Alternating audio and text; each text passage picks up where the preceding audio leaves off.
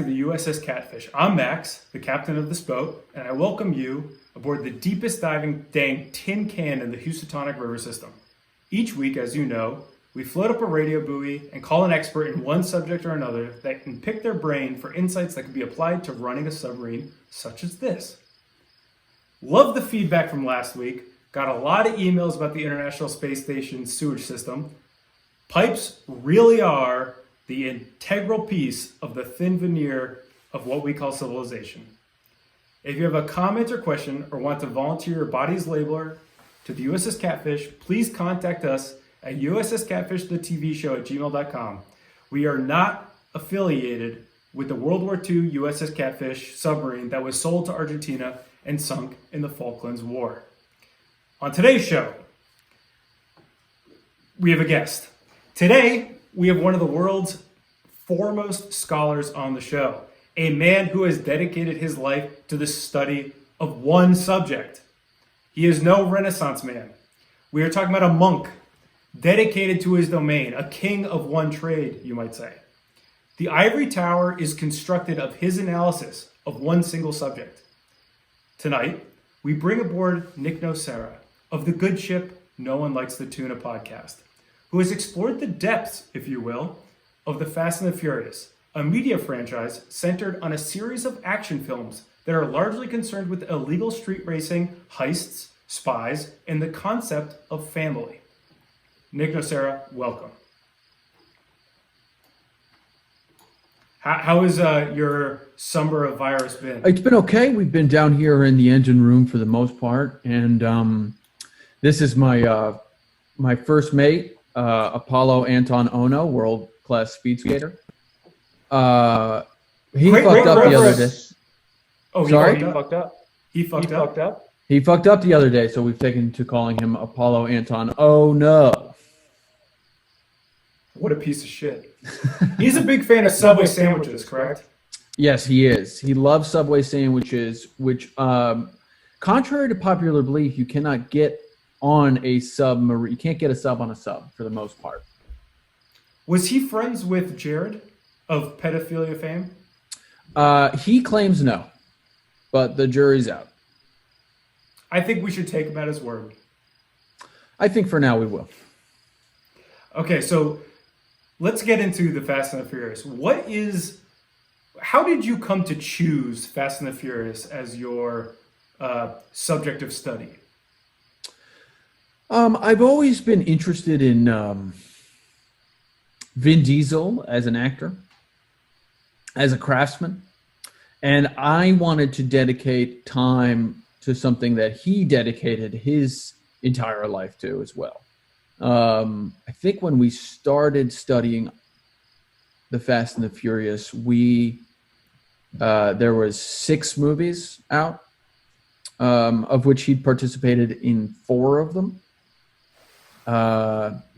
And I wanted to know really what made the guy tick for the most part. But in that discovery and scholarship, I've become interested in the sort of tangential pieces of the Fast and the Furious and what really makes it tick and work well together, basically. Very, very interesting. Why do you think illegal street racing is such a good substrate for a series of movies like this? Well, for one piece, you have the inherent action of an illegal street race itself, right? Like, it's competition, it's loud engines, it's personality. It's exciting. Yeah, there's a lot of personality involved in terms of car customization, colors, and bragging rights, and people like to watch personalities sort of butt up against each other. That's, I think, an inherent thing that we as people like to see. So I wanted to delve into that, and I think that it's an alluring subject, and the illegality of it is enticing in itself. I don't think bringing the idea of illegal street racing into a wider culture is definitely attractive simply because of its illegality. We like to watch bank heists, and we like to watch cops and robbers and things like that. I think street racing is sort of an extension of that fascination. Very interesting. Along those lines, the bulk of the series revolves around Brian O'Connor, an undercover cop, and his relationship to the gang headed by Vin Diesel's character, Dom Toretto. Do you think the audience would see the transition from LAPD, FBI, task force guy to street racer, criminal secret agent differently if the series started today in the time of Black Lives Matter instead of just a few months before 9/11?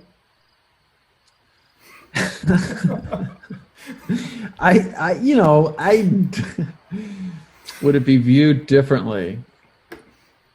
I think that, one, I take issue with your framing of the series inherently. Yes, Brian O'Connor, the series revolves around Brian O'Connor, but Brian O'Connor is a conduit to the world and family of Dom Toretto. Is Brian O'Connor the audience? Brian O'Connor is the audience, right? In a very real way, Brian O'Connor is the audience, right? So you might say that we are all cops. I wouldn't go that far, but the first movie certainly frames Brian on the side of justice, right? And I think certainly in a pre-9/11 world, framing that the normality of the audience and the default perspective of the audience, perhaps a majority white audience, but I'm not quite sure, would fall on the side of justice. That's how the movie makers sort of propositioned the film, right? There was Tokyo Drift. Absolutely. Sorry? I was saying, my connection is unstable. We might have to cut this part out. Can you hear me now? Yeah, it's hard with all the sort of wave interference, the sea interference, the ocean getting it is signal rough from place to place. The chop is really getting to me. Yeah. So, as you were saying, as I was saying, so that's sort of on the side of justice, and the series itself has transitioned somewhat, though they still sort of have this framing of like justice is the conduit for people to sort of relate to these characters, to either justice in terms of the law or injustice in terms of what has been done to the family / street racing team of Dom Toretto and getting justice for them. It certainly has not yet crested into a sort of wider frame of social justice for, either in terms of, the conversations we hear around the Black Lives Movement or around the Me Too movement specifically as well. It has sort of not dealt with those in a wider cultural context yet. There's a movie in the bank we haven't seen, though. So all of this conversation comes from that perspective. It is now back to Justin Lin. So right, the great Justin Lin. We don't know what he has in the bag. So the series starts with a cop and his arc, and his being a cop, not being a cop, and then eventually not a cop. And then they bring in another cop, Dwayne "The Rock" Johnson, almost a super cop. I feel like they almost couldn't get away from policing being a central issue. Well, they wanted to keep that sort of cops and robbers dynamic, right? Right. That's exciting. That was important to exactly. The stakes of the movie. So, right. But, in that they amplified it both in... They made him literally bigger. Yes, exactly. Right. So they've amplified the position. He's now part of the DSS, the Diplomatic Security Service, which is, this sort of next level cop, this international policing. It's not made up, but it's basically made up. It is basically made up. And then also they've made the human that they chose for such a role bigger in stature as well, right? Like that The Rock came in to be sort of the biggest bad they could find. Can you smell the tuna? Well, so I, and there's certainly a discussion around the introduction of The Rock and how that sort of played in the context of Five, but also the transition of where The Rock's character has literally pulled the series in a direction that has created contention among the fan base, and I from what we understand, among the filmmakers as well. Very, very interesting. Our next question. Explain continuing. Well, this question is less relevant after you reframe the series around Dom instead of around Brian. But I was wondering about continuing the series after Paul Walker's death. Is it disrespectful to paste his face on his brother's face? Absolutely it is. Absolutely it is. It is actually one thing I think. Well, I don't know. This is a bigger Hollywood question. Right? This is a bigger Hollywood question. I think that the computerization of Hollywood is an interesting and demonic enterprise. In terms of Paul Walker's case specifically, it's hard to say that it was disrespectful because it was done with the inclusion of his family and sort of his legacy inheritors, right? His daughter sort of signed off on it, and his brother actually acted as the stand-in, the body double. Though he was the only celebrity in his family, so it's hard to take their opinions into account at the same level as his. Yeah, I would say so. But I would say that, the sanction of the family is, I won't say it's all that matters, but it's certainly an important piece in terms of the computerized legacy of Paul Walker, right? They own the face, I guess. Well, I don't know the lore. It's one of parts of my scholarship I'm lacking, but I would say they probably don't own the face, the family, and that the likeness of Paul Walker is one thing that probably has to do with the estate, but the likeness of Brian O'Connor that probably belongs to the franchise. And since Brian O'Connor looks like Paul Walker, it sort of is a negligible point at a certain thing. So you get some weird bleed over them.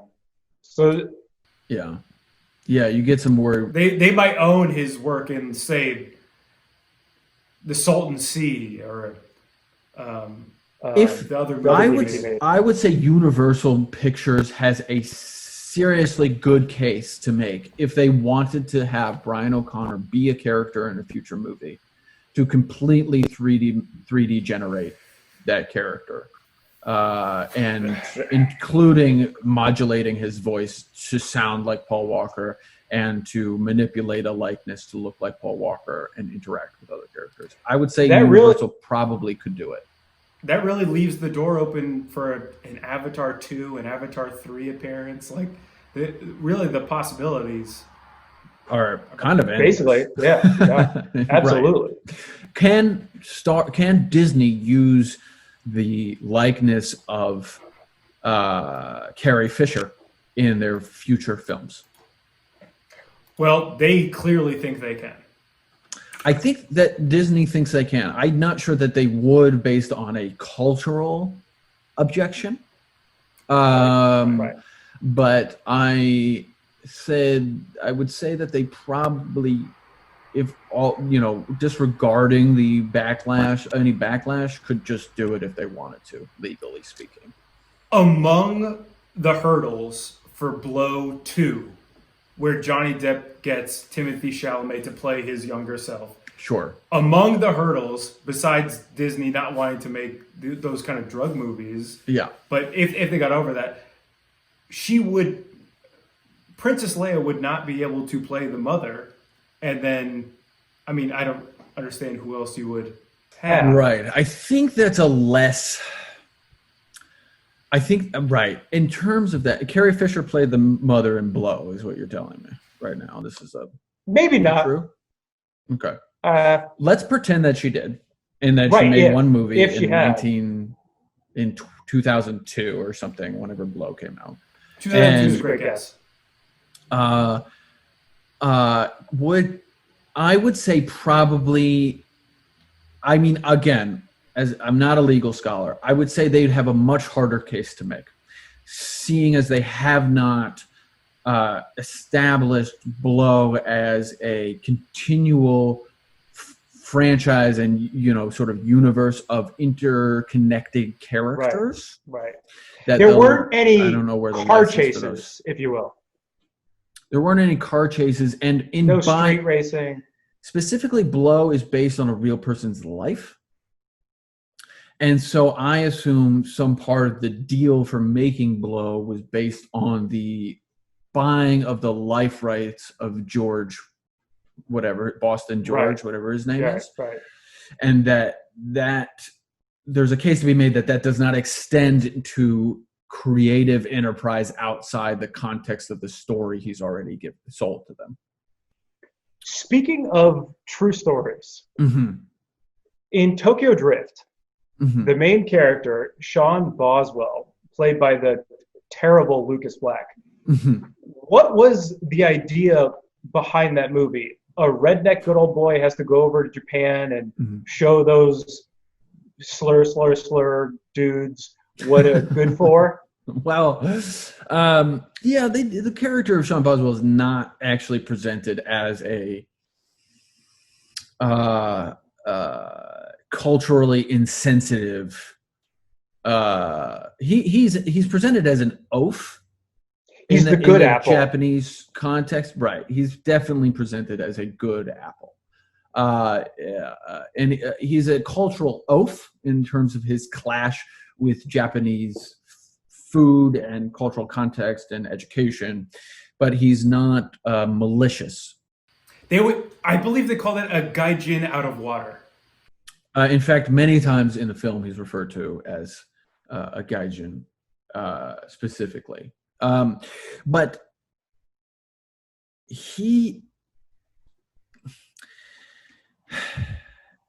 so the question is what was the idea behind that?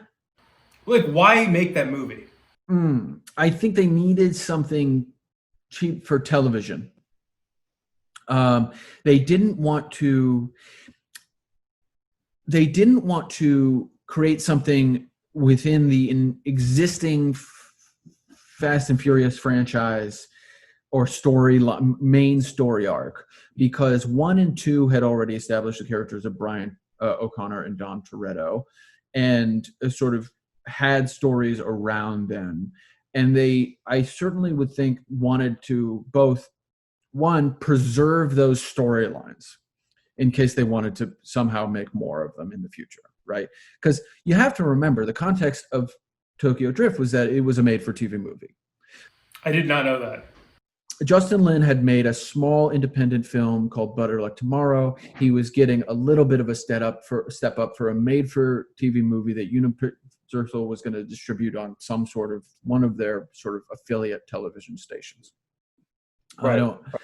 And that was going to be it. And Justin Lin, the magic story is Justin Lin did such a good job and reconfigured the script in such a good way that they end up adding this sort of end piece with Dom Toretto coming in at the end and releasing it with a theatrical release. But in the context of it being a made-for-TV movie, they didn't want to sully the brand of their main arc of Brian O'Connor and Dom Toretto in case they wanted to make more features in the future. Right? That makes sense. I didn't know. Yeah. I didn't know it was a made-for-TV. And they found a guy who had that kind of dumb guy look. Right, that exactly. Paul does. Also. Exactly. Just with the worst haircut. Right. Yeah. They found the sort of B-side, B grade Paul Walker, right? Yeah, absolutely. Who was at a point in his career where made-for-TV movie made sense. You know, he wasn't getting all the pretty horses anymore, and he wasn't getting Sling Blade anymore, or whatever he was in. Probably the same age as Paul Walker, but playing a guy 17 years old. Yeah, yeah. And again, I don't think that they cared that much about it. I don't mean that the filmmakers didn't care, but in terms of casting, it was more important to have this fish out of water story. It was more important to have Lucas Black, who was a name. He wasn't nobody, right? He'd certainly been in some big feature films, especially when he was younger. So it made more sense to have that as a sellable item for this TV movie than to find, you know, a real 17-year-old, basically.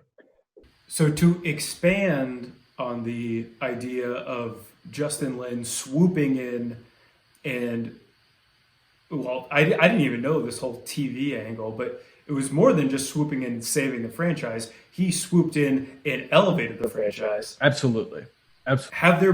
Can you think of any other, not the original guy at the helm, the original captain, if you will, of the submarine or film series, who has been able to take the helm and steer it into calmer waters since maybe Roger Moore and James Bond? Well, one could say lots of things about Roger Moore and his campiness. I personally love Roger Moore. I won't touch on that. Even the ones where he's about 1,000 years old, he's dating 20-year-olds in those Bond movies. But it's the nature of guns. It's the great equalizer when it comes to age. Yeah, I don't know any other sort of captain who's righted the ship so well other than Justin Lin. I know that, like, you know, Justin Lin was a piece of this puzzle, a big piece. But the other parts we need to recognize as well. Neil Moritz, who is was really, I'm not actually sure where Neil stands today, based on where the series is today with Hobbs & Shaw franchising and all these other pictures. But Neil was the Universal's guy who did the Fast and Furious movies, right? He oversaw 1, 2, all of them, all the way through 8. And Neil definitely was a piece in the puzzle of Universal sort of franchising this thing into a bigger enterprise. And the other person that we forget and who really had a big hand in this was Paul Walker himself, who was truly adamant and instrumental about taking this thing into a expanded universe context, right? And met with Lin and met with Moritz, and the three of them sort of hashed this out together. Obviously Vin was involved in those discussions, but Paul, from reports, was the one who was always pushing this to sort of be bigger than anybody else sort of saw it being. Very, very interesting. Mm-hmm. That's interesting that Paul wanted to work more in films after having been in a few of them. Yeah, it was certain, but I mean, obviously the franchise was to his benefit, right?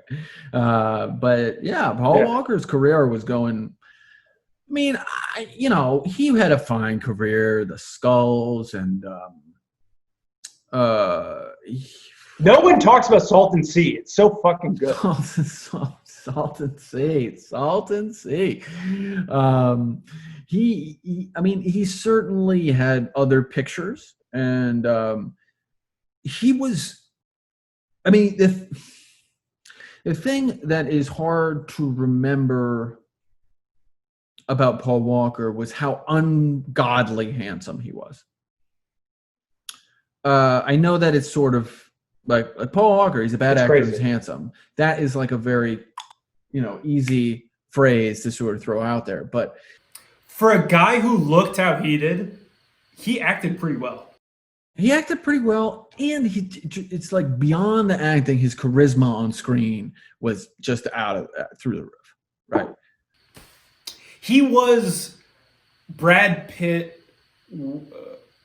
6 months of meth at one point in his 20s.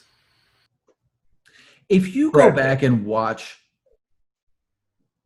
I'm going to make a comparison that might get me some heat, but if you go back and watch like Mel Gibson before that, like rampant decades of anti-Semitism, in like Road Warrior and Gallipoli, and as a young man, like the charisma is out, astronomical, right? And it almost feels like that. Yeah, he was the Zac Efron of his province. Completely. So, and where we are today, right, is we have this split between the Hobbs and Shaw universe and the main franchise at this point. That's pretty established that's what's the plan is. On one hand, you have the Transporter, famous British bald guy. Yep. And on the other hand, you have Riddick, famous American bald guy. Mm-hmm. And the only thing in common is The Rock, famous Samoan bald guy. Samoan, but yes. Right. Well, right. And but now I think that conversation is sort of over. That the intertwingling between these two things is probably done, right? And that they're just going to sort of split these things, and The Rock can sort of do whatever he wants with the Hobbs and Shaw legacy, and Vin and characters will keep it as grounded as they can in the main franchise. I mean, this is the inherent... Grounded in outer space, but you don't have to, but in watching these movies as many times as I do or did or have or will, you really pick up on the idea that Vin Diesel, these movies are really important to Vin. And they're important to him in several ways. They're important to him from a financial standpoint. Obviously, he wants them to do well. And he wants to continue making them. And every other franchise he's sort of tried to propel has not made it. And this is his one thing that really has made it. They're important to him from a cohesive working environment standpoint, where he loves the people he works with on these movies. I really do. You really do get that feeling and sense that, like, him and Tyrese and him and Ludacris and him and Michelle Rodriguez and Vin, like, people enjoy working with Vin. We're going to exclude The Rock for now on that conversation.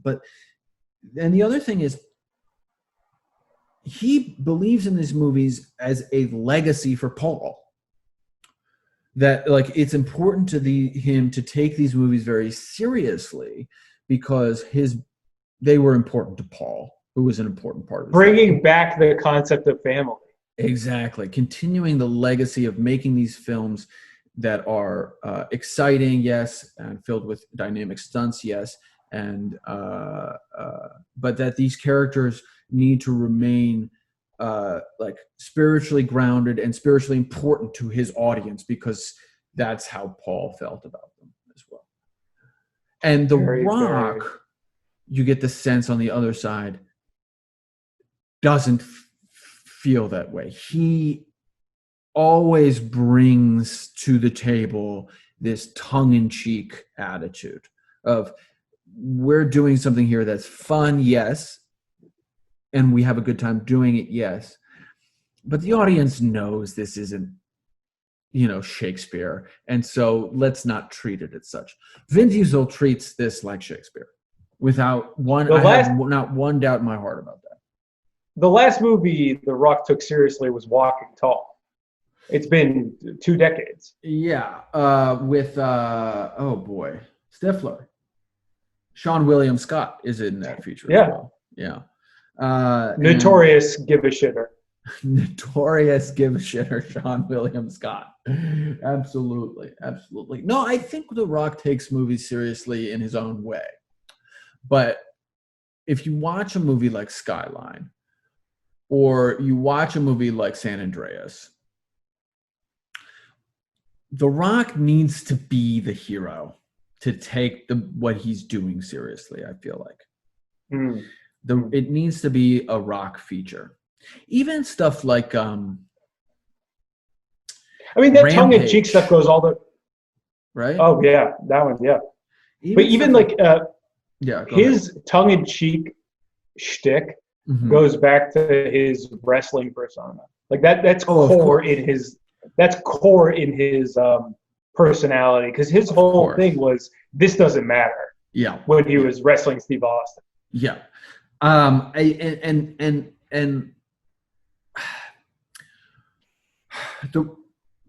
you look at that tongue in cheek, and you look at a series like Jumanji, where The Rock is not. I mean, he's certainly one of the centerpieces, right? But you've got Kevin Hart, and you've got Karen Gillan, and like, so it's an ensemble type feature. And when the ensemble's together, The Rock just like wrestling as an ensemble, The Rock feels that his piece that he needs to bring to the ensemble is this tongue-in-cheek comedic attitude, right? Whereas when he is the sole character, really the sole protagonist, he allows himself much more to be the hero, right? Who's here to save the day.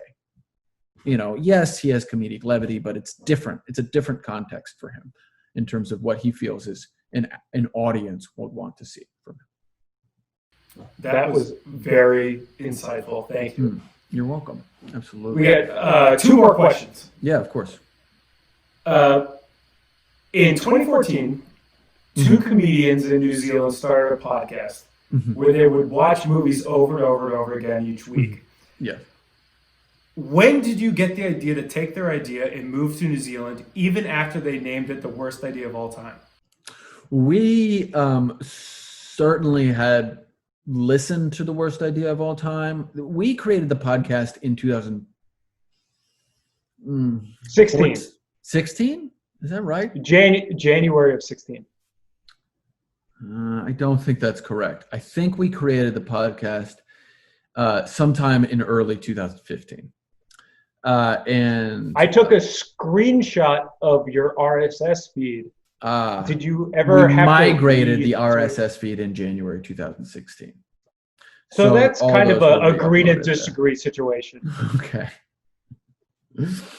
Well, so for the purposes of my point, we started the podcast in 2015, and we had heard the worst idea of all time, and I loved what I love, and what I think that I loved a lot about worst idea of all time was the suffering, and so I wanted to take that aspect of suffering through repetition and apply it to something where I could hang out with my friend Daryl every week.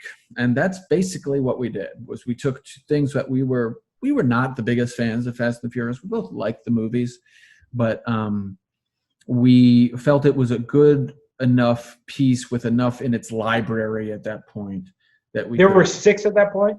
There were 6 at that point that we could suffer through. That's a good amount. Yeah, we could suffer through them.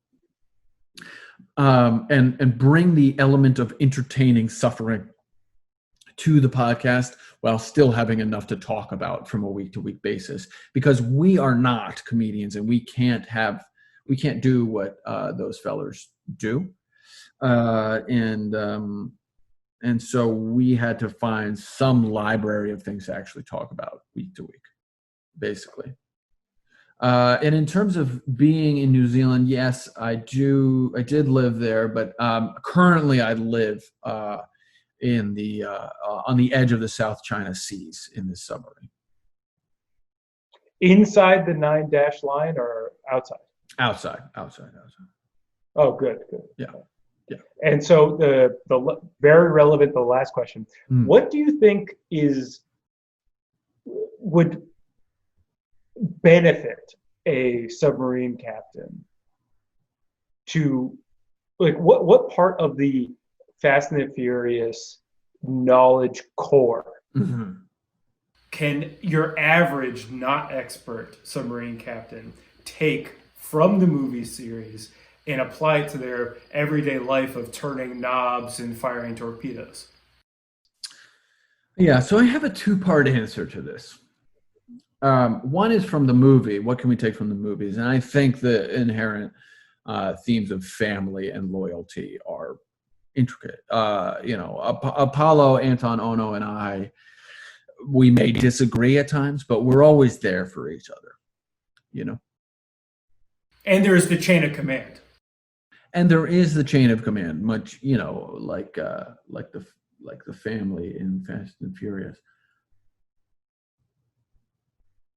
From the podcast itself, I would say take the lesson of boredom. Learn to be bored. When you're stationed at a periscope for 8 hours, it's brutal. It's a brutal experience. Just like when you're tasked with watching a Fast and Furious movie week to week, every week, that you've seen 15 times before, and you have to sit there and stare at it and not look at your phone. It's brutal. It's a brutal experience. So endurance and patience in boredom is a absolute crucial skill in not just captaining per se, but crewing a submarine as well. Incredible. That is a great insight that I think our listeners can apply to their daily life. Now, question for you. Nick. Question for you. Oh, please, are your please. listeners exclusively submarine captains for the most part? Well, What's the breakdown? We don't have the analytics to say that or not, but they say find your niche and go for it. And when you look on Google, the map, they give you a map. It's all over, so you got to assume that the sea doesn't count as a location because that is never the gradients is all on land. Sure. And it's so very land biased. You got to assume they're just not. Yeah, it's got to be like where your IP address is, maybe, or your PO box or something. But I do assume that the people are listening underway, but the analytics don't give me that. Right. Well, perhaps they will in the future. We should tweet at whoever you host through. I have been tweeting at Jack every day for the past absolutely at least 6 weeks, and they have given me almost nothing. Yeah. Periscope, they keep on saying, is not a podcasting app. They keep on calling it. It's very confusing, but we here at the USS Catfish, thank you, Nick. Well, I appreciate it. Thank you for having me on. Maybe we could have you on again in some other capacity, or again to discuss the same topic again. Happy to, anytime. In the end, I'm gonna have to reel in my radio buoy. We're running out of air down here, and we need to recharge. So have a good one. You too. Bye-bye.